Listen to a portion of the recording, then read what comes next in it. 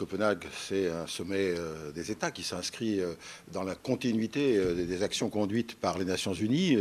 Rio 92, Johannesburg 2002 où j'étais, et maintenant Copenhague 2009, qui doit fixer le cadre que les États souhaitent développer pour faire en sorte que le problème climatique soit mieux résolu qu'ils ne le sont aujourd'hui. Dans ce dispositif, comme à Rio, comme à Johannesburg, bien évidemment, les collectivités locales sont tout en première ligne pour mettre en œuvre l'essentiel des choix qui sont arrêtés par les États.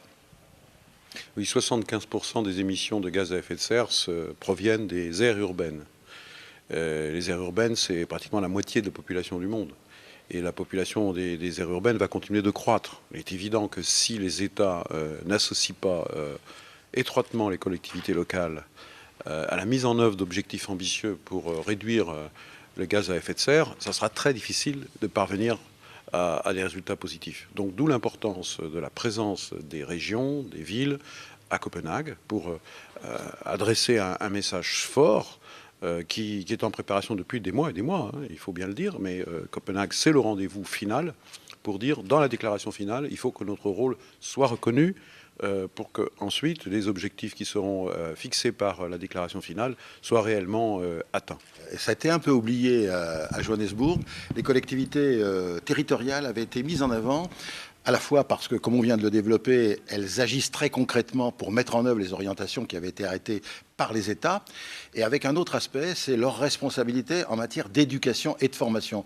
Et là, on a les uns et les autres des compétences complémentaires, et notamment la région, pour faire en sorte que cette dimension-là d'éducation, de formation, à la fois professionnelle, mais d'éducation civique, je dirais presque, par rapport au comportement éco-responsable, puisse pénétrer l'ensemble des établissements de la région. C'est le cas, c'est ce que nous essayons de faire à travers la logique d'établissement éco-responsable, et cette démarche là est tout à fait ancrée dans les établissements de la région, à la fois, encore une fois, pour la mutation professionnelle, mais aussi pour faire en sorte que les jeunes de la région soient exemplaires. Et je pense qu'ils sont tout à fait prêts à prendre en compte cette dimension-là, qui correspond tout à fait à ce qu'ils souhaitent. Il y a une dimension qui est fondamentale si on veut réussir.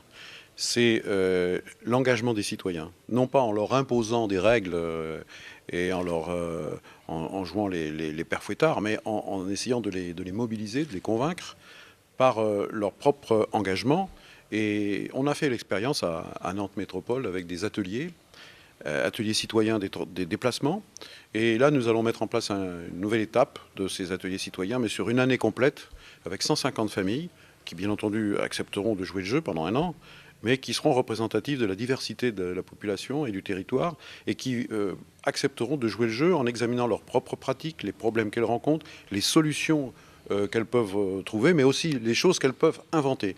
Je pense que là, on a la clé de la réussite. Et si on défend autant la nécessité de reconnaître le rôle des pouvoirs locaux, c'est parce que, au-delà des États qui ont un rôle déterminant et qui seront les signataires de l'appel de Copenhague, c'est clair que c'est les collectivités locales, par la proximité qu'elles ont avec les citoyens, qui peuvent le mieux les mobiliser pour cette grande ambition collective qui est celle de l'avenir de la planète.